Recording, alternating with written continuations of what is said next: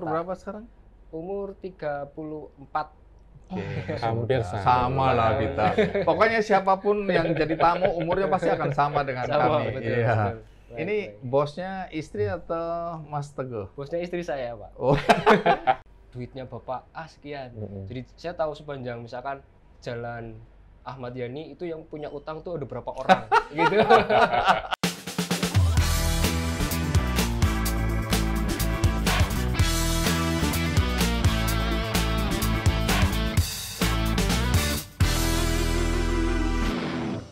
Mas Roni.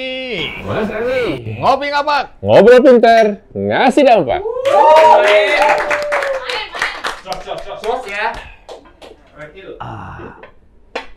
Kopinya kopi Kailasa. Binaan Bank Indonesia. Purwokerto.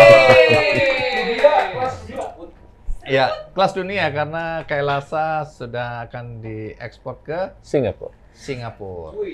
Dan pengusaha Singapura juga sudah datang ke sini. Sudah datang ke sini, dia namanya Six Os, punya kedai kopi di Singapura. Datang ke sini untuk apa? Dia akan mengecek ke tempat lahannya dan akan mengembangkan lagi ke ke tourism. Oh, jadi nanti mereka invest bukan untuk urusan kopi aja, tapi untuk pariwisata. Pariwisata. Ya? Di mana itu? Itu di Banjarnegara. Oke, terima kasih. Ini informasi membesarkan hati kita ya. Betul. Bahwa potensi yang ada di Banyumas dan sekitarnya ini bahkan dilirik oleh investor-investor internasional. Betul.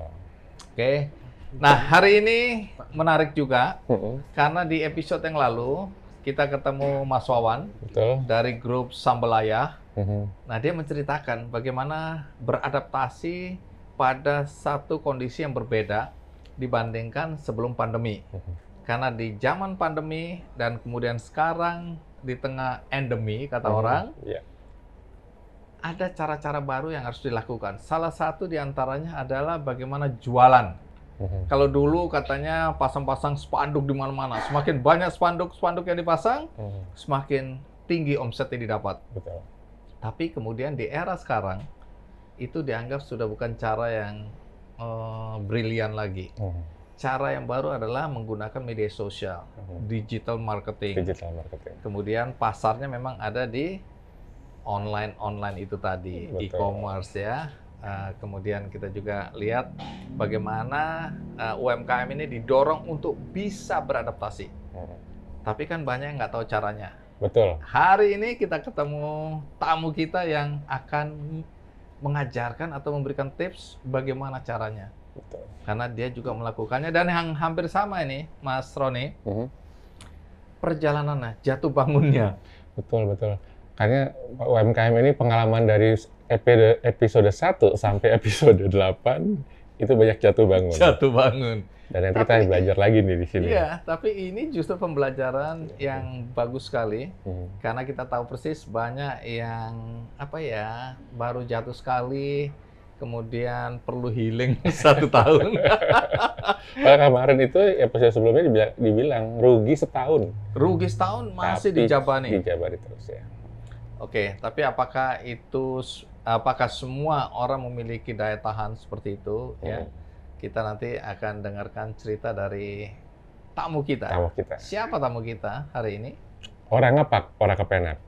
Nonton ngopi ngapak, buat hati jadi enak.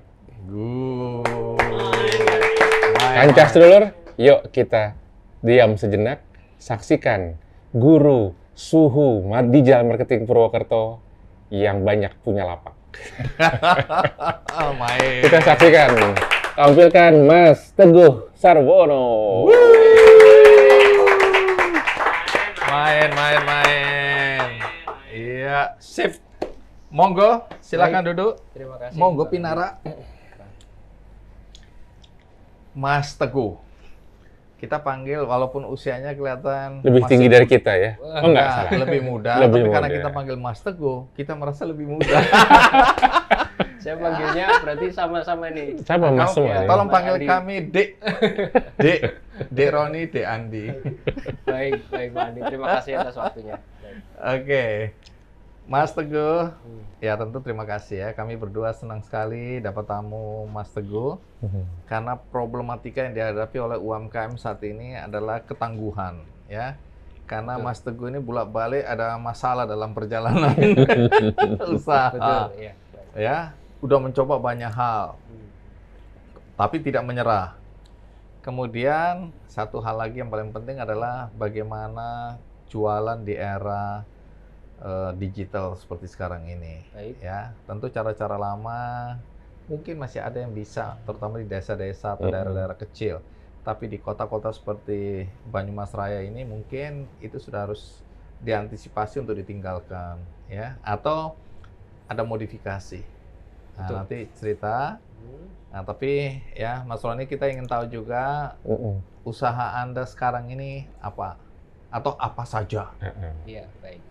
Jadi untuk saat ini saya dan istri membuat sebuah PT Sakura Group Indonesia yang di dalamnya ada beberapa subbisnis. Yang pertama adalah offline store, kemudian online shop, kemudian ada digital agency, ada coffee shop dan optik. Banyak sekali. Sama Umur tak. berapa sekarang? Umur 34. Oke, Hampir sudah. sama. Sama lah kita. Pokoknya siapapun yang jadi tamu umurnya pasti akan sama dengan Sama, kami. betul, Iya. betul. Baik, Ini baik. bosnya istri atau Mas Teguh? Bosnya istri saya, Pak. Oh, kalau gitu Mas Teguh silakan pulang, kita undang istrinya aja. Ya, Baik, baik, baik. baik. Pak Roni, apa yang Pak Roni anggap menarik dari perjalanan usaha Mas Teguh ini? Ya, Iya. seperti cerita-cerita sebelumnya tentang UMKM, tadi banyak yang jatuh bangun. Nah, mungkin sebelum masalah jatuh bangun, apa yang mendasari Mas Teguh ini awalnya berbisnis? Oh, iya. Artinya apakah dulu pernah bekerja dulu, atau terus langsung berbisnis dari awal? Nah, kita bisa kasih cerita kita awalnya seperti apa?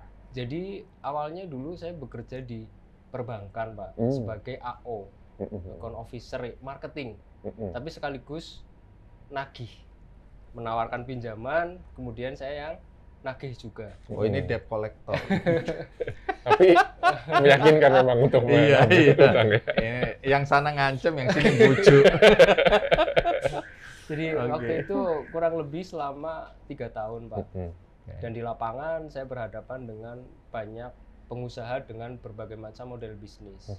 Tentunya di situ saya bisa belajar banyak, bisa menggali data. Jadi saya bisa tahu, oh nasabah ini hutangnya berapa, kemudian tabungannya berapa. Saya punya akses. Jadi saya merasa bersyukur Akses di terhadap situ. data ya. Betul. Saya merasa bersyukur di situ. Oh, saya tahu duitnya Bapak A sekian. Jadi saya tahu sepanjang misalkan jalan Ahmad Yani itu yang punya utang tuh ada berapa orang gitu. Untung Waduh. aku nggak minjem di bank ini. Bahaya. Ya, kalau tidak dia tahu juga nih. Jadi Ya. dengan mengetahui data seperti itu, Betul. apa manfaatnya? Manfaatnya saya tahu ini yang benar-benar kaya atau hanya terlihat kaya itu siapa sih? Ini yang benar-benar terlihat kaya ini saya belajar. Bapak rezekinya banyak ya gitu kan. Bisnisnya Tabungannya apa? banyak. Iya. Bisnisnya kan saya tahu. Iya. Saya tahu Pak, gitu ya. Kemudian Pak, Mbok ya saya diajari. Diajari, saya maulah sepulang kerja mampir ke tempat Bapak. Nah, saya belajar nih dari beberapa nasabah saya ya. Ada yang jualan pakaian, ada yang bisnis trading seperti itu. Ada yang ada berbagai macam, ada yang bisnis digital. Semua saya pelajarin. Ini Namun- niatnya belajar untuk apa ya? Belajar untuk saya pribadi. Jadi suatu Kenapa? saat Sudah ada rencana tertentu, sudah ada pemikiran akan lakukan apa, atau pokoknya aku pengen belajar aja? pengen belajar, tujuannya pastinya mudah-mudahan saya bisa seperti mereka. Oke, jadi Seperti kerja itu, di Pak. bank itu bukan tujuan, bukan cita-cita. Bukan. Ya, jadi yang saya rasa ketika saya bekerja di bank ini adalah sesuai dengan akademik saya. Karena saya sekolahnya itu di Fakultas Ekonomi kan. Saya pikir ini akan sama dengan yang saya pelajari ini. Ternyata di sepanjang perjalanan kayaknya saya cenderung lebih suka berhadapan dengan gadget daripada berhadapan dengan orang. Oke. Karena kemampuan komunikasi saya ada istilahnya kalau marketing kan kadang ada istilah teknik closing gitu ya. Teknik closing saya cenderung lemah karena komunikasi saya kurang. ketika berhadapan dengan orang langsung. Jadi Oke. kayaknya saya nggak cocok di sini deh. Saya lebih baik fokus belajar di online. Nah, kebetulan beberapa orang yang saya temui yang tadi saya sampaikan yang saldonya besar ya, yang rekeningnya gendut, mereka rata-rata penjualannya lewat online, Pak. Ya, baik yang produk fisik ataupun yang produk digital. Ini sebelum Iya. pandemi atau sesudah pandemi? Itu Jauh lama, sebelum Pak, pandemi. jauh. Oh, Itu oke. dari tahun 2011. Jadi ketika saya mereka baru sebelum masuk bank. pandemi sudah masuk ke dunia digital ini. Betul. Oke. Iya. Jadi mereka ada yang supplier, kemudian mereka hanya berjualan di Facebook, tapi kok omsetnya bisa sampai miliaran gitu kan. Saya pelajari sampai waktu itu, ya artinya karena saya masih belum cukup pengalaman, filter saya masih kurang. Jadi beberapa orang yang saya temui ternyata, oh ternyata bisnis mereka salah. Oh ini yang betul seperti ini gitu. Jadi waktu itu saya masih belum bisa bedakan. Jadi Oke. semuanya saya ambil, kemudian Pelajari. yang paling praktis, yang saya anggap paling mudah, yang modalnya paling kecil, hasilnya paling besar, itu yang saya prioritaskan. Apa itu? Nah, alhamdulillah waktu itu pelajaran berat bagi saya ya. Saya masuk di afiliator, Pak. Jadi kalau Bapak tahu, boleh saya sebut merek? Silakan. Iya. Ini yang belum ketangkep ini kayaknya. Enggak, Pak. Oh, enggak. Kemarin itu sempat dihebohkan dengan aplikasi kayak trading binomo seperti itu ya. Iya. Oke. Itu Tapi sebenarnya dulu sudah ada itu apa dulu? dari dulu. Dulu lebih banyak ke ini kayak seperti arisan berantai, Oh. Oke. money game. Tidak perlu saya sebut ya karena ada banyak Iya, banget. iya. Nah, Oke. saya belajar hal-hal itu dari mentor saya dan sekaligus itu nasabah saya. Karena saya menganggap beliau guru saya, ya berarti sami'na wa ta'na ya. Saya dengar dan saya patuh seperti itu aja. Nah, kemudian yang terjadi untung besar, Pak. Untung besar. Jadi waktu itu kurang lebih saya hanya bermodal 2 juta, bahkan ada yang hanya 100.000 daftar. Hasilnya jutaan rupiah per hari, Pak. Dari mengafiliasikan program tersebut. Kaget. Yang tadinya misalkan gaji 2 juta 1 bulan, tiba-tiba 2 juta bangun tidur. Bangun tidur itu, Pak. Iya, iya. Bangun tidur dapat segitu, siang narik segitu lagi. Wah, ini Kok gampang? Beneran gampang nih gitu banget dan ini. bener nyata kan? Iya, dan dapet ya. nyata. Jadi ini beneran masuk rekening dan uangnya bisa saya ambil gitu kan. Akhirnya saya menganggap bahwa profesi yang lain itu jelek. Yang bener tuh ini. Ini. Oke. Nah, sampai akhirnya waktu itu saya mulai putuskan karena di rumah juga ada kios kosong ya, saya putuskan untuk membuka usaha laundry. Oh, nggak apa-apa Sambil lah. jalanin money game. Iya, saya buka usaha laundry, saya jemput pakaian sendiri, setrika sendiri, cuci sendiri, kemudian saya antar sendiri, itu dibarengi sama istri juga. Kita belum punya Oh, ini karyawan. udah menikah ini. Iya, sudah. Berarti istri yang menyetrika gitu? Bareng-bareng. Oh, bareng. Oh, bareng-bareng. Iya. Yang rapi itu istri, yang kacau suami. Tapi tunggu dulu, ini Iya. kan uang lagi banyak-banyaknya nih. Iya, betul. Kenapa harus buka laundry? Karena ada modal tadi? Atau? Betul, karena ada lahan juga, dan kita kepengen tetap kita berpikir logis. Kita tetap harus ada usaha fisik. Walaupun saya sudah resign, ada penghasilan dari online, tetap kita harus punya usaha fisik. Gitu. Karena ada tempat, kemudian kita buka, kemudian sambil tetap main bisnis online ya.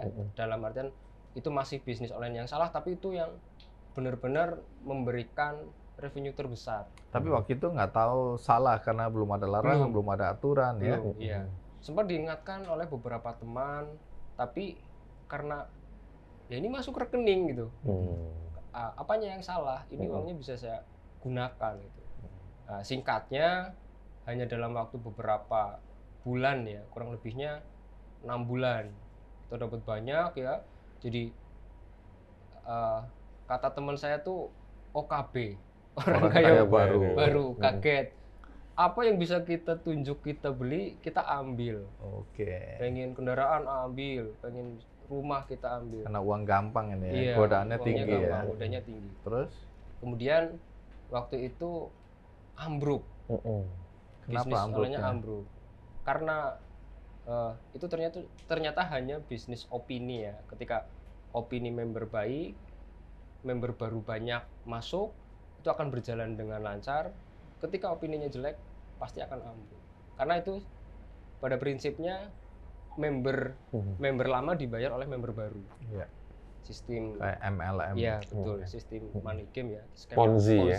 betul Pak. Ponzi ya. Nah, saya belajar banyak dari itu. Kemudian akhirnya ambruk, semua yang sudah saya dapatkan saya jual untuk mengembalikan uang-uang para member saya yang saya rekrut langsung. Jadi dari yang saya rekrut 10 orang ini kan bisa membawahi ratusan bahkan ribuan orang. Gitu. Semuanya, seluruh Indonesia ambruk. Udah, saya mengambil kesimpulan bahwa saya ini salah mentor, bukan bisnis online-nya yang salah. Saya sempat diingatkan oleh orang tua, usaha yang betul, gitu ya. Kamu harus menyelesaikan apa yang sudah kamu mulai. Jadi waktu itu banyak yang datang, nagihnya itu bukan ke saya, tapi ke orang tua. Karena mereka tahu bahwa saya itu sudah nggak punya apa-apa, gitu kan. Orang tua saya terlibat, bahkan teman, gitu saudara, ya. semuanya rugi gitu kan. Oke, semua akan saya kembalikan, tapi tolong kasih saya waktu. Seperti Pak. Jadi bagi saya itu adalah hal yang sangat berpengaruh ya ke kondisi mental saya ya. Akhirnya saya menghilang waktu itu. Saya tinggal di tempat istri dan bapak saya selalu bilang, saya nggak mau bantu kamu. Kamu laki-laki, kamu harus menyelesaikan apa yang sudah kamu mulai. Walaupun bapak saya bisa membantu, misalkan menutupi kerugian saya, tapi bapak saya memilih tidak. Dan waktu itu saya juga ada selisih dengan orang tua kan. Masa sih saya sulit ini tidak dibantu gitu. Tapi akhirnya malah sekarang saya sangat berterima kasih dengan kedua orang tua saya. Jadi mereka yang akhirnya mengantarkan saya memiliki mental yang lebih baik. Seperti itu. Nah, singkatnya saya mulai belajar dropship. Jadi online ini kan hanya sebuah sarana. Digital marketing kan alat. Gitu. Jadi apapun bisa dijual, yang penting akadnya jelas. Kalau yang kemarin-kemarin sudah, saya harus move on, saya harus melupakan itu, saya harus mulai dari nol lagi. Berarti bukan dari nol Pak, mulainya dari minus. Iya, jadi ada tanggungan yang harus dibayar, tapi itu membuat saya semakin optimis ya, semakin optimis bahwa ini beneran saya yang salah mentor, bukan salah bisnis. Waktu itu nominalnya cukup besar bagi saya Pak, dan itu tidak mungkin saya kembalikan kalau saya bekerja lagi. Ini nggak ada urusan polisi ya? Tidak ada Pak. Waktu itu? Ya tidak ada. Tidak ada. Jadi karena polisi pun ikut membernya Pak. Ingat waktu itu belum ada larangan, belum ada aturan yang jelas ya? Iya betul Pak. Banyak orang-orang pemerintah yang ikut gitu ya. Jadi semuanya tidak saling melapor karena semuanya merasa sebagai korban gitu ya. Intinya ini lebih ke masalah personal. Ini tetap harus saya selesaikan. Nah, kemudian saya cari guru baru lagi, otodidak, baca tutorial cara menghasilkan uang lewat internet, ketemulah dropship. Dropship. Jadi dropship kan nama keren, Pak. Nama biasanya makelar ya? atau calo gitu. Jadi apa yang dilakukan? Yang dilakukan saya ngambil gambar-gambar dari marketplace. Waktu itu Tokopedia, Shopee belum ada. Ambil gambar-gambar produk-produk itu ya? Betul. Kemudian saya buat website. Kemudian websitenya saya optimasi bagaimana caranya website ini biar masuk di halaman 1 Google. Buat satu website, oh ini kurang. Buat lagi 2, 3, sampai ratusan website. Gitu. Nah kemudian ini sepertinya ada sumber kunjungan lain selain website. Belajarlah YouTube, kemudian belajarlah Facebook. Tapi semuanya itu lebih ke yang anak-anak internet marketing bilang itu trafficnya organik. Jadi ada traffic organik, ada traffic berbayar, Pak. Jadi saya fokusnya di traffic yang organik alias gratisan. Jadi setiap hari bangun tidur sampai tidur lagi itu cuma berhadapan dengan laptop. Jadi waktu itu ya istri yang ngurus usaha offline saya ngurus anak, istri bahkan sampai bekerja lagi. Bekerja, berangkat pagi pulang malam, saya di rumah mbahnya istri saya ya. Kalau istri saya kan yatim piatu, jadi saya ikut ke mbahnya istri saya. Nenek Di sana, atau kakek? Kakek nenek. Oh, oke. Iya. Terus? Di sana jadi bangun tidur jam 3 sampai jam 12 malam selama kurang lebih 1 tahun. Itu saya gunakan waktunya untuk mencari uang lewat online. Bagaimana caranya? Yang penting uang-uang yang pernah hilang itu tadi harus kembali. Seperti itu, Pak. Nah, waktu itu ketemulah dropship. Saya optimasi terus. Saya berarti merangkap ya. Jadi sebagai admin, sebagai customer service. Ya kerjanya setiap hari terima chat dari customer, Pak. Terima chat dari customer, saya balesin ya. Kemudian waktu itu sangat mudah juga. Ternyata ada bisnis lain selain money game yang mudah dan berkah. Waktu itu cash flow-nya sangat lancar ya, karena semuanya pembayarannya transfer. Kalau sekarang kan banyak kan COD nih. Nah, dulu transfer. Jadi ketika deal closing, yaitu uang keuntungan langsung di depan. Jadi banyak waktu itu barang-barang yang saya ambil itu cuma 10.000, saya jual 150.000. Wih, oh bisa juga dapat ya? Banyak, Pak. Tentunya dengan menambahkan nilai lebih, menambahkan value di penawaran. Ya. Apa misalnya? Misal bonus atau bundling. Misalkan saya jualan kacamata nih. Kacamata yang sudah saya beli, saya buat packagingnya. Kemudian saya merekin, saya bonusin, beli 1 gratis 1, kemudian gratis emas misalkan. Gitu. Belajar dari mana itu? Lihat, Pak. Jadi saya follow guru-guru yang sering share di Facebook, saya follow semua. Saya tanya gitu ya, nggak dibales pun, ya saya tanya yang lain. Lihat, dulu di YouTube belum banyak tutorial, Pak, seperti sekarang ini. Jadi benar-benar mandiri. Dan dulu kalau mau ikut kelas atau ikut workshop, bayarnya mahal, Pak. Iya. Dulu sangat mahal. Kalau sekarang banyak yang gratis. Gratis banyak, yang murah-murah juga banyak kan. Kalau dulu semuanya otodidak. Jadi saya nyari lingkaran pertemanan ya di Purwokerto yang main online siapa saya datengin. Kalau ada denger yang katanya oh di sini ada nih yang omsetnya besar, saya datengin. Udah setiap hari seperti itu ya. Itu di bulan ke-9 kurang lebih saya mulai mendatangi teman-teman, mencari guru-guru baru. Saya nggak bisa terus-terusan berhadapan dengan laptop. Ini saya harus bersilaturahmi dengan teman-teman lain. Saya harus nyari wawasan baru. Seperti itu. Oke, menarik ya. Jadi dalam perjalanan, tapi bisnis ini dropship ini berkembang atau gimana? Alhamdulillah sampai sejauh ini. Sampai sekarang masih? Sampai sekarang masih. Nah, kemudian dari dropship itu saya mulai buat merek sendiri. Bikin brand sendiri. Apa namanya? Salah satunya kita kan dari online ke offline. Kemudian kita bikin yang laundry, kita tutup jadi toko kosmetik. Nah, sampai sekarang sudah ada Sakura Girl Shop di Jalan Rianto. Itu yang tadi saya jelaskan. Kemudian ada coffee shop, kopi Celebek. Kemudian ada digital agency juga yang offline. Kemudian ada optik itu tadi. Dengar-dengar soal kosmetik ada persoalan waktu itu ya? Oh iya, betul, Pak. Apa yang terjadi? Ini menariknya kita belajar ya. Ini bukan soal niat melakukan kejahatan, tapi karena pertama peluang, ketidaktahuan, dan aturan yang belum ada kan? Iya, betul. Nah, kosmetik itu apa yang terjadi? Saya dengar-dengar urusannya jadi ke polisi juga ya? Iya, pernah, Pak. Waktu itu kita jualan ya lewat website itu ya. Jadi, tapi memang waktu itu semua toko-toko kosmetik di Purwokerto itu sedang diadakan sidak. Karena waktu itu ada ramai berita artis dia di-endorse oleh kosmetik abal-abal, yang izinnya belum sah gitu katanya. Nah, kita kena, teman-teman yang lain juga kena semua sih, tidak hanya saya. Tapi itu juga kita jadi merasa ini titik rendah lagi nih. Jadi titik terendahnya itu udah berkali-kali, Pak.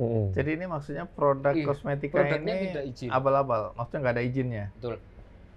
Palsu atau nggak ada izinnya? Nggak ada izinnya. Oh, oke. Jadi gini, Bang, kita kan terbiasa ngambil produk dari marketplace, dari Tokopedia, kemudian dari Shopee, kita ambil semuanya tanpa filter. Jadi tadinya kita ambil produk itu bagus ya, itu karena permintaannya bagus. Kita masuk ke tokonya kan, oh ternyata toko ini juga dia jualan produk-produk yang lain. Akhirnya kita ambil semua kan, kita ambil semua, kita iklanin semua. Dan ternyata kosmetik, makanan itu harus ada izin dari Badan Pengawas Obat dan Makanan. BPOM itu ya. Iya, jadi oh ternyata harus ada izinnya toh. Saya pikir makanan ya makanan seperti saya jualan makanan kan tinggal jual gitu ya. Iya, apalagi di pinggir jalan.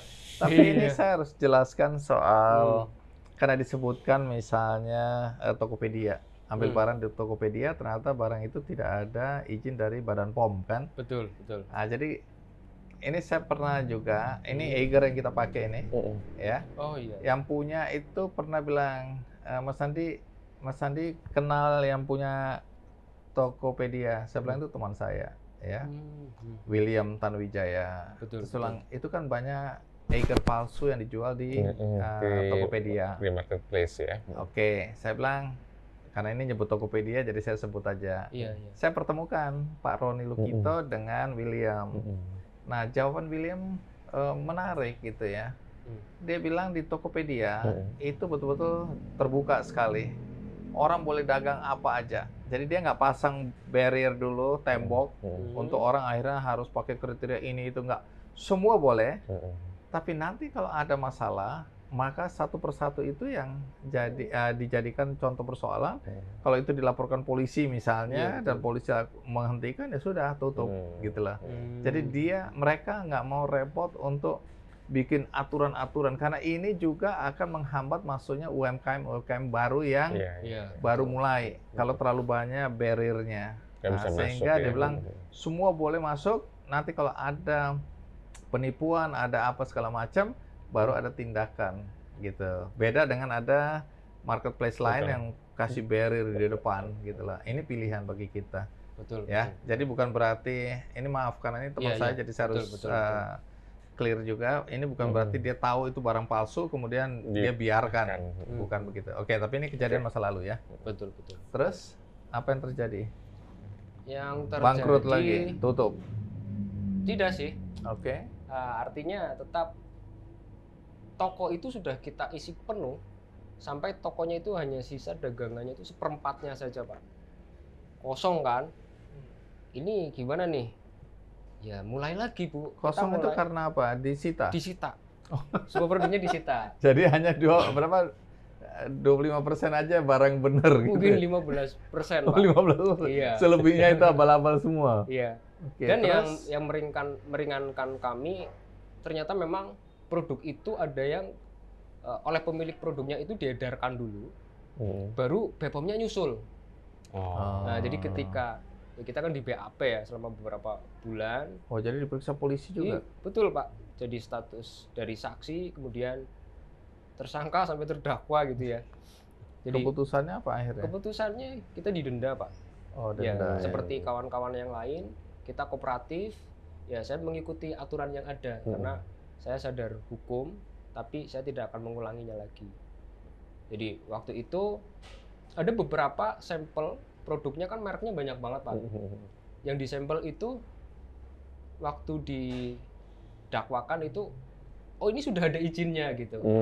Jadi dulu ya waktu disita itu belum ada izin. Ada waktu ya, time lag ya. Jadi ya sudah. Alhamdulillah sih selesai. Iya, selesai. Dan kemudian sekarang kita beralih ke produk-produk yang legalnya jelas.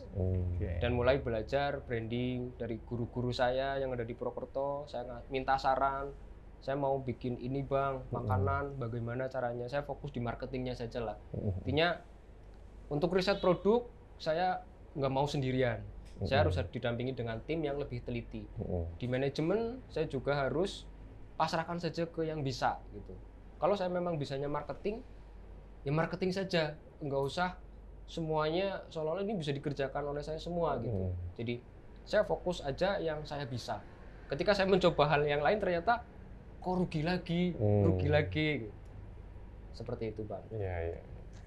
Baik, menarik ya. Iya, Ini jatuh bangun juga, sama Iya, seperti betul. di episode sebelumnya kami ngobrol dengan Mas Wawan dari Sambelaya ya.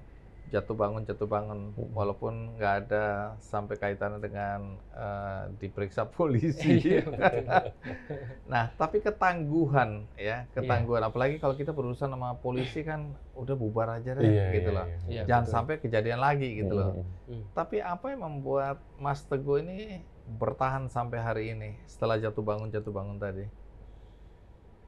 Tentunya saya punya keluarga, saya punya tim. Jadi saya merasa saya sudah melangkah sejauh ini itu bukan saya sendiri. Yang pertama yang harus saya pahami bahwa saya harus mencari angka cukup. Gitu, Bang. Jadi kalau semuanya diambil, ya sudah. Sebenarnya angka cukupnya saya berapa sih? Gitu. Ketika saya hitung-hitungin, saya laki-laki, sudah punya anak istri, sebenarnya angka 100.000 itu sehari cukup, Pak. Sehari cukup ya. Jadi 100.000 kan bisa jajan banyak di Purwokerto karena murah-murah gitu ya. Dan di rumah kan sudah dimasakin. Gitu. Tapi ketika saya tanya ke istri saya, ibu punya impian apa yang belum tercapai? Karena istri saya adalah sosok yang sering menguatkan saya. Jadi cobaan saya itu sebenarnya nggak ada apa-apanya karena saya masih memiliki keluarga yang lengkap. Kalau istri saya dari lahir kemudian berusia 2 tahun sudah ditinggal bapak, kemudian ditinggal ibu. Saya pengen punya yayasan untuk mendirikan anak yatim gitu ya, yayasan anak yatim. Itu yang sering membuat saya nggak boleh berhenti sampai di sini. Nggak boleh menyerah. Iya, kemudian saya kan sering tanya-tanya nih ke tim saya kan ke manajer coffee shop saya. Kamu kepengen apa, Mas? Gitu. Saya pengen punya rumah. Tentunya kan yang kepengen punya rumah kan tidak ownernya saja. Dengan pekerjaannya dia yang sudah terukur gajinya sekian, dia pengen punya rumah. Saya kan harus nyari solusinya nih. Jadi harapan-harapan mereka yang menguatkan saya, Bang. Gitu. Menarik. Ya, jadi angka cukup saya sudah ketemu, saya harus mencari angka cukupnya Yang orang lain di bawah. Angka cukup. Ya, seperti itu. Ini Mas Andi, agak berbeda dari case-case sebelumnya pada saat teman-teman UMKM jatuh gitu ya. Gini, pada saat ini jatuhnya agak berbeda begini. Pertama kan karena ada yang money game. Betul. Sehingga ada unsur distrust dari masyarakat sekitar. Iya. Nah, ya betul. Kemudian yang BPOM-nya juga mungkin perizinan juga mungkin ya isu, oh ini nggak bener nih gitu. Betul, ya. iya. Kan dalam bisnis kan trust paling penting. Nah gimana tuh gaining trust lagi dari para mungkin ex-klien atau apa, itu kan nggak gampang ya. Apalagi ini Purwokerto ya? Betul. Nah, Purwokerto kan omongan orang kan itu, wah itu dulu pernah diperiksa polisi, wah itu dulu dan seterusnya. Itu bagaimana? Mengembalikan kepercayaan orang lah intinya gitu. Itu sampai sekarang, Bang. Dan saya kembalikan lagi, saya harus bangkit. Saya punya banyak tim. Dan belum lama kejadian yang merugikan pun mengulangi di perusahaan saya. Ada tim saya yang mencoba memanipulasi data yang akhirnya membuat saya rugi sampai ratusan ya istilahnya gitu. Ratusan juta? Iya, betul, ratusan juta. Ya? Kemudian ya introspeksi. Ini kalau saya salah terus seperti ini, saya harus minta saran dong ke keluarga saya, ke teman-teman saya. Saya sih salahnya di mana? Barangkali saya ada hubungan yang kurang bagus dengan orang tua, ya saya minta maaf gitu. Kemudian cara untuk mengembalikannya, ya saya fokus dengan apa yang saya bisa saja, Pak. Saya bisnisnya kan online kan tidak bertemu dengan banyak orang. Ya sudah, saya fokusnya di situ. Kemudian saya mencoba mengembalikan apa yang sudah membuat orang lain rugi. Saya berkomitmen sampai kapanpun akan saya selesaikan gitu. Jadi dari situ kan mulai terbentuk hubungan baik kembali ya. Jadi ada yang akhirnya jadi guru saya gitu ya, guru spiritual saya. Ada yang akhirnya ikut dia jadi murid saya gitu Bang. Saya kan ada beberapa buka kelas offline kecil-kecilan gitu ya. Pokoknya ketika misalkan saya sudah mengembalikan nominal angka yang merasa dia dirugikan, tapi masih kurang, apapun akan saya berikan kepada misalkan ke teman. Kamu mau belajar online, insya Allah saya bantu. Saya punya waktu, saya punya ilmu, saya akan maksimalkan itu. Ya dengan sendirinya, alhamdulillah sampai sekarang dan sejauh ini bisa survive. Hubungannya kembali baik, kepercayaan kembali. Nah, nanti kita akan tanya ya Mas Roni ya.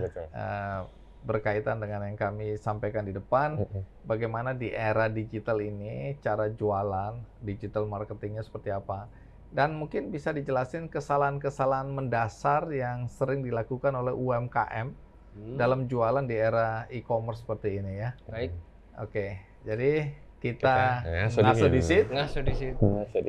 Ngopi ngapak? Ngobrol pintar, ngasih dampak. Iya. Halo Kanca Sedulur, Nyong Mas Roni, Nyong Mas Andi, ajak lale nonton dewek, neng ngopi ngapak, ngobrol pintar, ngasih dampak.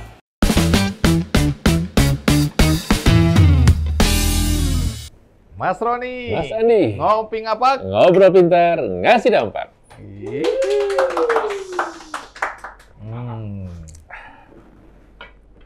Kita lanjutkan ya. Kita lanjut. Mas Roni, kembali lagi masalah yang sering dihadapi oleh UMKM, terutama yang ultra, mikro, kecil, bahkan masih ada juga. Kalau menengah rata-rata udah cukup oke lah ya, tapi yang mikro-mikro inilah. Nah, dalam konteks itu, dengar-dengar kan Mas Teguh memberikan jasa atau layanan digital marketing ya? Betul Bang Andi. Nah, boleh dijelaskan apa yang dimaksud dengan layanan digital marketing ini? Digital dan marketing ya. Semua orang tentunya tahu marketing ya nggak jauh beda dengan teknik pemasaran ya. Cuma ini lebih berfokus ke digital. Digital itu artinya nggak harus kita buka laptop buat website dan lain-lain ya, yang seteknik banget. Kita beriklan di radio juga udah digital marketing, di televisi juga digital marketing. Namun yang saya tekuni ini lebih ke sosial media. Sosial media dan search engine. Jadi apa yang dilakukan? Yang dilakukan, saya mengemas produk ini menjadi sebuah konten. Kemudian konten ini akan saya iklankan, baik iklan itu yang gratisan ataupun yang berbayar, sehingga nanti terjadi konversi secara online, penjualan secara online. Seperti itu Bang. Saya kasih contoh apa yang pernah dilakukan. Yang sering saya lakukan, jadi ada yang brand, ada yang non brand ya. Yang non brand itu barang dropship. Yang sering saya lakukan, saya ngambil barang dari marketplace itu tadi, saya stok, kemudian nanti akan saya buat konten. Konten itu bisa visual dan audio visual, bisa foto ataupun video. Multimedia lah ya. Betul. Saya buat, kemudian saya siapkan. Nanti mau pakai teknik soft selling atau hard selling, atau pakai teknik copywriting. Jadi konten teks juga kita buat. Kemudian nanti kita mau jualan di mana nih? Sesuaikan dengan produknya. Jadi nanti ada tahap risetnya juga Bang. Ada tahap risetnya ya. Jadi setelah dibuat konten, nanti kita buat apa lagi nih setelah konten? Konten ini mau kita sampaikan ke audiens melalui apa? Platformnya apa? Iya betul. Kalau mau ngiklan misalkan di Facebook, berarti saya harus buat websitenya dulu. Jadi konten itu nanti kita iklankan di Facebook, nanti kan tayang nih, ada Facebook bersponsor. Dan juga nanti akan tayang juga di Instagram bersponsor. Nanti orang akan klik, nanti akan masuk ke website atau landing page. Landing page-nya ada seninya, biar orang itu nanti akan melihat dan akan terhipnotis baca sampai akhir, sampai kemudian dia klik tombol beli sekarang. Oke. Jadi Tujuan diarahkan akhirnya ke situ ya. Iya, Bukan cuma masuk habis itu keluar lagi. iya, Nggak betul, beli betul. atau nggak mengeksekusi ya. Betul, Bang. Terus Itu. Jadi ya setelah itu ada istilah alur funnel ya. Jadi pertama kalau misalkan saya sudah berusaha coba ngiklan nih, tapi kok nggak ada yang beli gitu. Ya itu bagian dari proses. Kalau di digital marketing ada alur namanya funnel ya. Jadi kalau digambarkan itu kayak corong. Kalau kita ngisi bensin eceran kan dari lebar ke sempit. Jadi alurnya ya kita mengajak yang tidak tahu menjadi tahu dulu.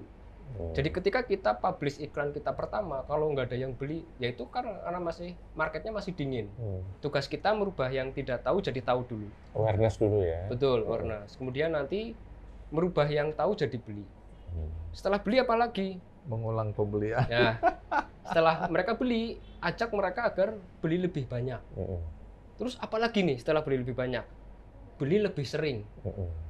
Terus kalau sudah banyak sering, apa lagi nih?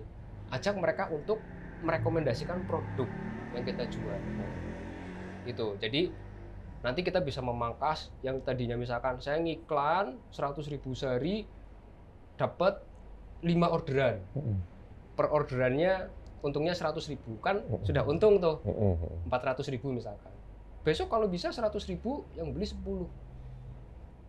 Jadi funneling itu tadi yang penting ya. Jadi nanti ada tahap riset, kemudian ada tahap funnel. Seperti itu. Jadi produk, kemudian harus ada konten, terus budget. Jadi budget ini bukan di urutan pertama, tapi di urutan ketiga. Karena pada dasarnya nggak harus dengan mengeluarkan biaya agar kita bisa produk kita bisa laku dijual di online ya, tapi bisa pakai cara-cara yang gratisan. Namun perbedaannya kalau kita bayar, semua platform itu kan sebenarnya ada platform berbayarnya. Facebook kalau mau bayar ada belajar Facebook Ads, Instagram Ads, TikTok bisa kita belajar TikTok Ads. Jadi kalau mau upload kemudian ada yang beli ya lama ya, harus mendapatkan banyak follower dulu, harus mendapatkan banyak like dan komentar. Tapi kalau kita bayar ya bisa hari itu juga kita dapat membeli. Prosesnya seperti itu Bang kalau di tempat kami. Tadi itu Mas Teguh kan cerita ada beberapa sub bisnis gitu ya. Iya. Bisa diceritakan mungkin ke kita ada apa aja tuh detailnya bisnisnya itu tadi? Bisnisnya sebenarnya kalau dikait-kaitkan ini nggak nyambung sama sekali Bang. Betul. Iya. Jadi Nggak nyambungnya gimana? Iya, dari awalnya kan kita memulai benar-benar full dari digital marketing kan. Barang-barang dropship, barang murah kita jual mahal. Gitu. Kemudian kok bisa sampai bikin coffee shop gitu. Kan aneh. Saya sempat dikatain gila sama teman-teman. Buka coffee shop pas waktu itu pandemi lagi rame-ramenya ya. Bulan ke-6 di pandemi kita launching. Alhamdulillah ramai terus. Ramai terus, iya. Dan alhamdulillah banget waktu itu cuma 4 bulan kita balik modal. Yes. Yang kopi ini? Yang kopi. Apa istimewanya kopi ini? Sama mungkin Bang, dan mungkin malah biasa saja mungkin ya. Tapi yang saya rasa risetnya benar. Oke, riset apa itu? Oke, ini pembelajaran juga bagi siapapun yang nonton ya. Iya. Pertama riset. Pertama ini. Apa yang di riset? Riset ini. Saya itu tidak tahu kopi. Saya tidak punya teman-teman pecinta kopi. Saya tidak gabung di komunitas kopi. Tiba-tiba bikin coffee shop. Artinya ini berangkat dari nol ini ya? Betul, berangkat dari nol. Terus? Tapi idenya dari mana kok nekat bikin coffee shop? Riset Bang. Jadi oke. Semua yang bisa diukur itu pasti bisa di-scale. Saya punya prinsip, ketika saya menjual sebuah produk, itu harus ada 3 faktor. Yang pertama harus profitable, kemudian harus scalable, kemudian sustainable. Profitnya tebel ya, yang pertama. Profitable itu. Iya.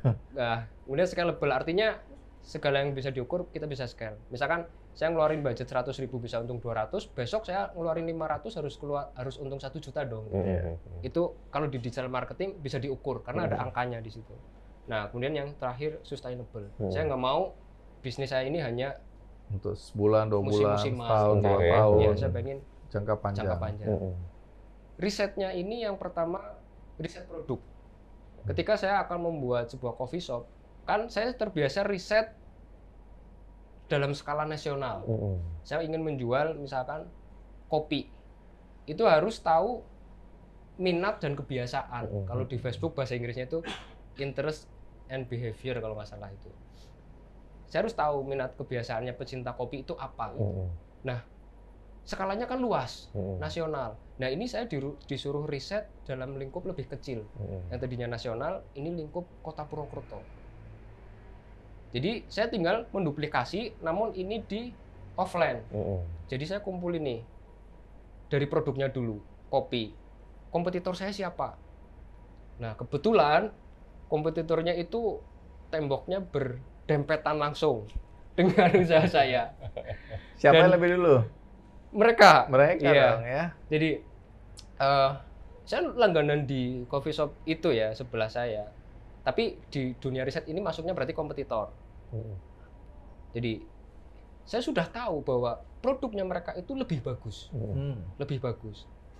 Dia adalah legend, dia adalah coffee shop pertama yang berdiri di Purwokerto. Saya harus nyaingin di produknya, saya rasa berat. Saya nggak punya pengalaman kopi gitu kan, nggak punya teman-teman kopi. Ya udah kumpulin dulu. Saya riset di yang lain. Depannya ada lagi, ternyata dia adalah supplier biji kopi yang besar juga.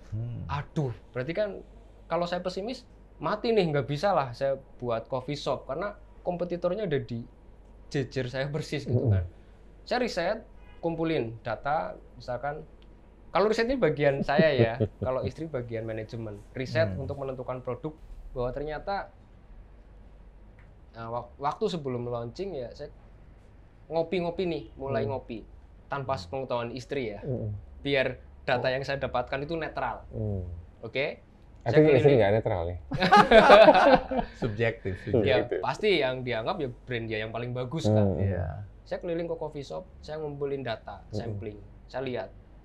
Ternyata misalkan dari 10 orang yang pesen kopi misalkan Vietnam drip itu kan yang tahu hanya benar-benar pecinta kopi ya. Betul. Iya.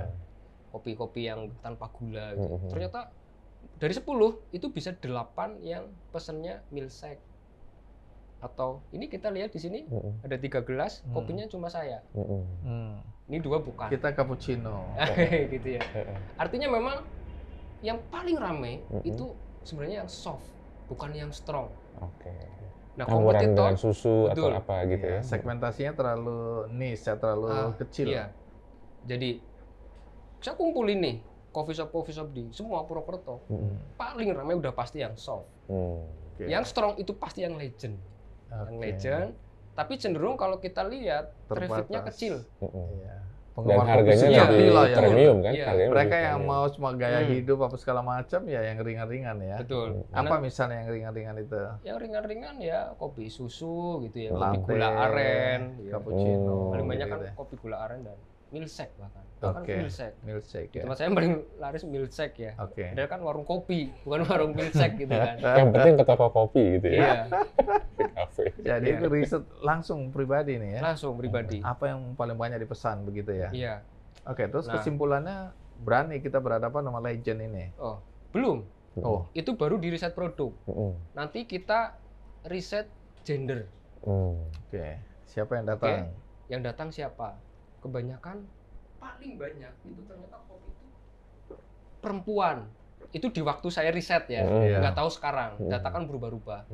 Ternyata perempuan. Oh, berarti ketahuan. Berarti kopinya yang soft, produknya perempuan. Terus Perempuan. umur. Jangan menghadap ke aku kalau ke umur. Menghadap kamera aja. Iya, menjadi Iya, kamera. masa kayak begitu umur terus langsung lihat ke sini. Lihat ke kamera aja kalau bicara Baik. umur ya. Ya, umur ya kita tahulah anak-anak milenial sampai menengah. Ya. Ketahuan kan berarti kan produknya kopi yang soft, kemudian gender perempuan. Daya beli nih. Iya. Atau usia ini ada konteksnya dengan daya beli usia. Ada konteksnya tentunya. Kalau misalkan yang 20 ke bawah kan mereka masih tergantung dengan orang tua uangnya ya. Jadi kita fokusin ini nanti akan pengaruhnya ke konsep ya, konsep yang akan kita tawarkan mereka. Ya, dari sampling yang dikumpulkan, kemudian cari nama kan, nama brand. Istri saya ngasih nama waktu itu kalau nggak salah Sakura Cafe. Kenapa Apa suka gitu? banget sama Sakura ya? PT-nya Nggak pun tahu. Sakura.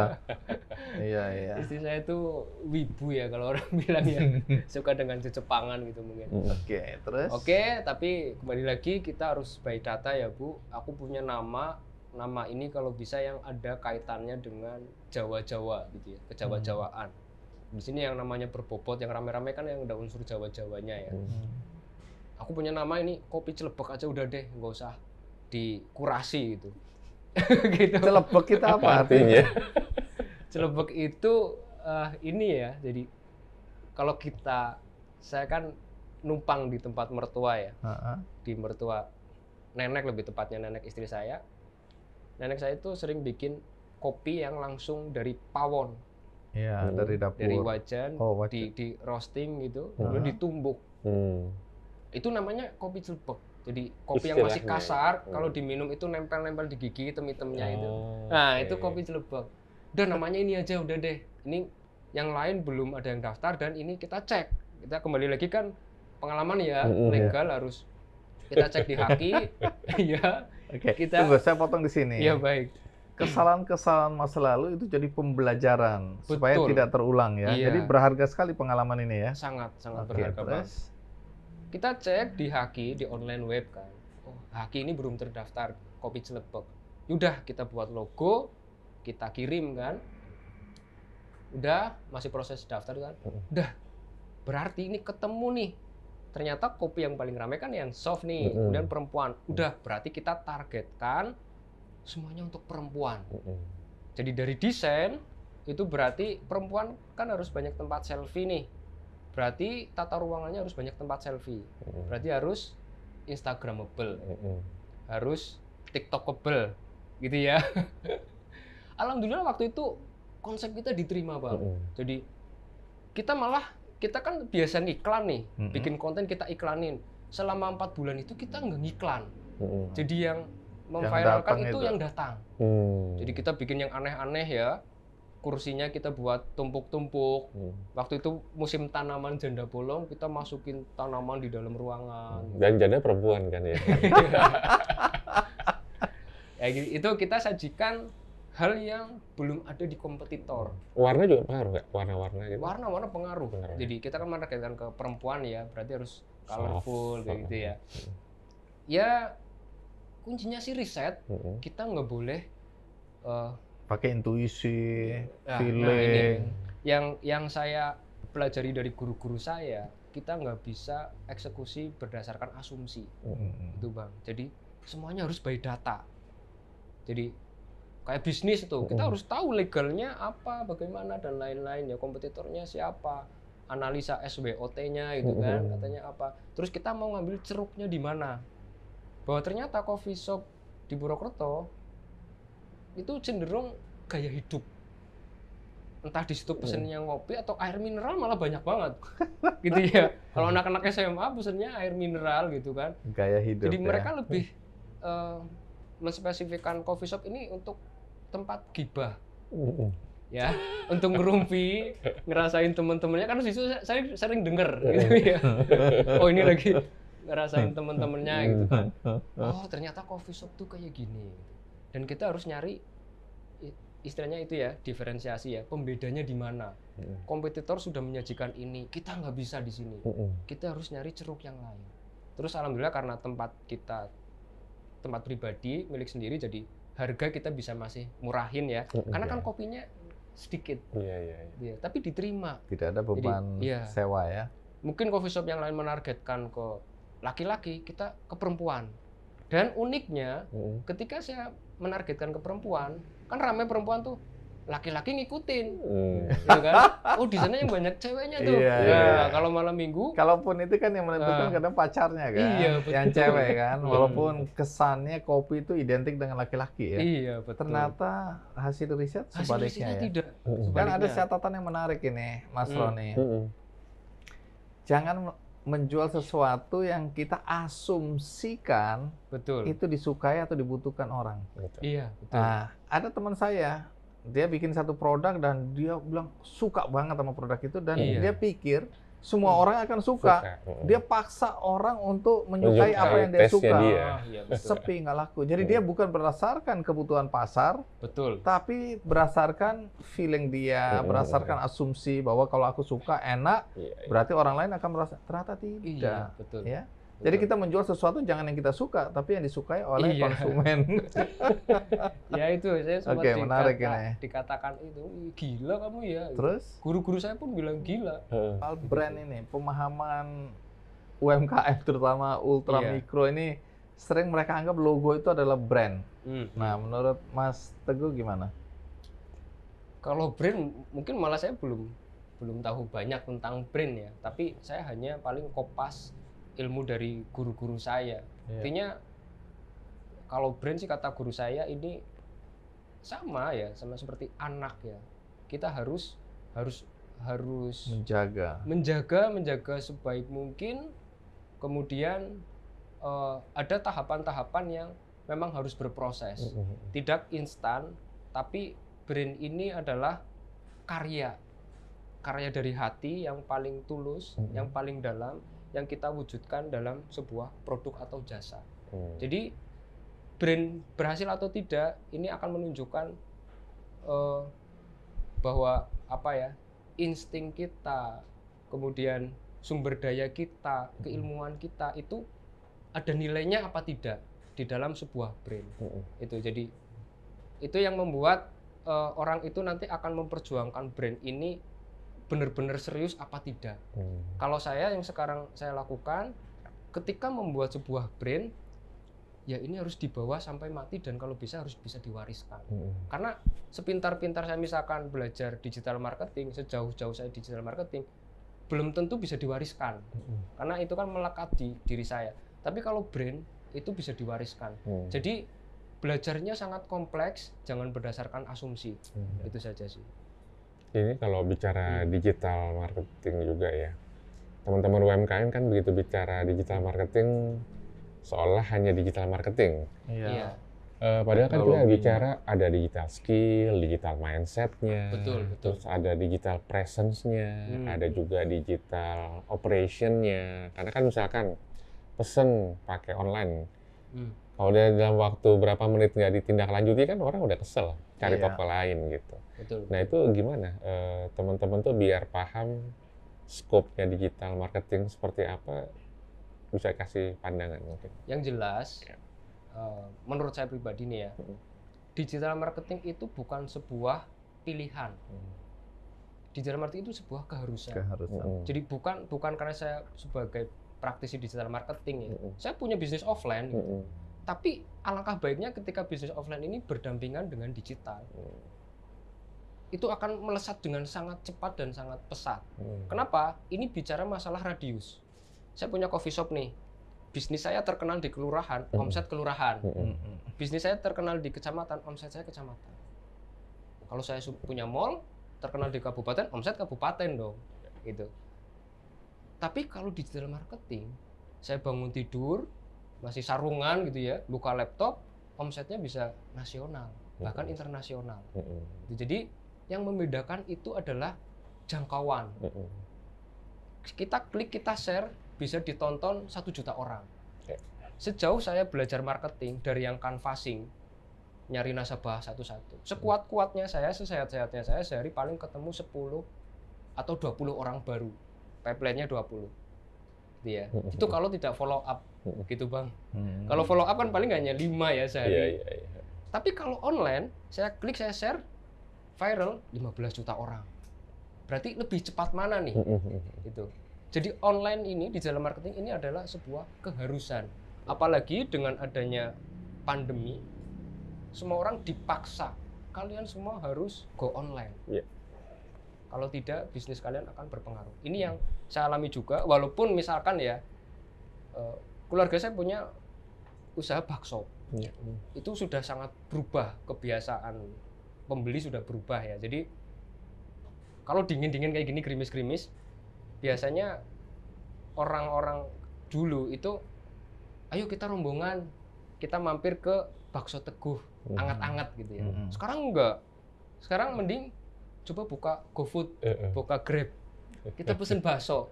Nah, kalau bakso saya tidak ada di Grab, tidak ada di GoFood, ya omset saya akan terambil oleh yang sudah hadir di digital. Iya, betul. Gitu, Pak. Jadi, artinya memang kita harus hati-hati ya. Kita harus hati-hati. Kita harus tahu bahwa digital marketing itu bukan sebuah pilihan, tapi sebuah keharusan di era sekarang. Seperti itu, Bang. Iya, menarik ya. Iya. Jadi soal narasi sekarang, karena saya dapat bocoran dikit dari Mas Wawan ya, Sambelaya yang di episode lalu kami undang ya di acara Ngopi Ngapak. Dia bilang kan dia berkolaborasi dengan Mas Teguh Iya, betul. ya untuk satu produk baru. Nah, dia bercerita soal narasi, tentang narasi produk. Ini kan menjadi tren ya. Betul. Kalau kita membeli sesuatu, kita harus tahu cerita dari produk itu. Betul. Nah, ketika bicara soal G1 ini, ya satu produk ayam bakar, nah, diceritakan ayam bakar ini bermula dari sebuah rumah tangga, ya, kemudian berkembang, akhirnya jadi sebuah industri, artinya diproduksi secara lebih masif. Seberapa pentingnya narasi bagi sebuah produk di dalam digital marketing ini? Narasi yaitu bagian yang tidak bisa dipisahkan dalam proses digital marketing ya. Jadi itu yang saya bilang tadi, saya sampaikan funnel. Jadi funnelnya nanti akan lebih mudah dari yang merubah yang tidak tahu jadi tahu jadi beli lebih banyak, beli lebih sering. Nah, setelah itu apa? Setelah orang merekomendasikan produk itu apa? Kalau produk ini kita bangun dengan narasi, nanti akan terjadi sebuah, kalau bahasa Inggrisnya katanya tribes ya. Tribes itu fan base. Jadi misalkan Community base ya. Jakarta itu punya Persija, Bandung punya Persib, Nela Karisma punya Nela Lovers gitu. Aku nggak ikutan. Iya, misalnya. Via Valen punya Vianisti. Nah, produk kita tuh punya apa sih? Penggemar kita namanya apa? Yang membuat orang itu rela mengeluarkan uangnya dan sebesar fanatik apapun, pada dan produk fanatik. kita. Nah, itu memang harus dibangun sebuah narasi agar terjadi after funnel-nya itu membuat sebuah fanbase. Iya, itu sih. Ya, mungkin Mas Roni bisa kasih perspektif sedikit ya mengenai kan dari hasil risetnya atau statement yang dikeluarkan oleh Bank Indonesia tadi, yang ternyata 12,5% ya. Ini maaf kalau angkanya salah. UMKM yang masih bertahan. Ya. Nah, mereka yang masih bertahan ini belum tentu juga akan bisa bangkit kembali atau bisa sukses. Karena tadi kan ada beberapa masalah yang harus dihadapi. Nah, bisa cerita sedikit mengenai perspektif Bank Indonesia melihat situasi seperti ini. Terima kasih Mas Andi. Jadi begini, kita ada survei juga gitu ya melihat. Jadi ternyata dari 64,2 juta UMKM itu baru 25,5% yang memanfaatkan digital marketing. Oh, sedikit sekali. Sedikit sekali gitu ya, masih seperempatnya. Ini tahun ini atau tahun lalu? Tahun 2021. Oke, jadi masih baru juga. Masih baru gitu. Nah, kemudian ini juga menarik. 77,7% gitu ya, itu juga masih berkendala terhadap pemasaran digital. Karena mereka kekurangan SDM, pengetahuan, segala macam gitu ya. Nah, dari situ kita menarik lagi, ada survei. Survei kepuasan UMKM terhadap program pemerintah. Jadi dari survei itu 44% nggak puas, 56%-nya puas. Oke. Jadi hampir setengahnya nggak puas. Nggak puas, 44%. Didalamin lagi, ternyata salah satu top 2-nya yang nggak puas itu ini pelatihan. Jadi pelatihan itu tuh dianggap masih kurang gitu ya. Terus ini sertifikasi masih kurang sama pendampingan. Nah, 64% itu nggak puas di pelatihan. Berarti padahal program pelatihan dari pemerintah banyak sekali dari berbagai macam kementerian, lembaga gitu ya. Nah, berarti ini ada isu bahwa kita kurang silabus yang baik gitu ya untuk melihat ini. Nah, artinya kalau kita bisa meningkatkan tadi ya 25%, 25,5% itu menjadi at least 50% aja, saya yakin dampaknya akan besar gitu. Nah, ini juga menarik, makanya kalau BI kita kan UMKM digitalisasi buat BI itu ada 4 area yang kita lihat. Pertama e-farming gitu ya. E-farming itu digital farming. Kita mau lihat dari hulu ke hilirnya itu gimana dengan pemanfaatan digital.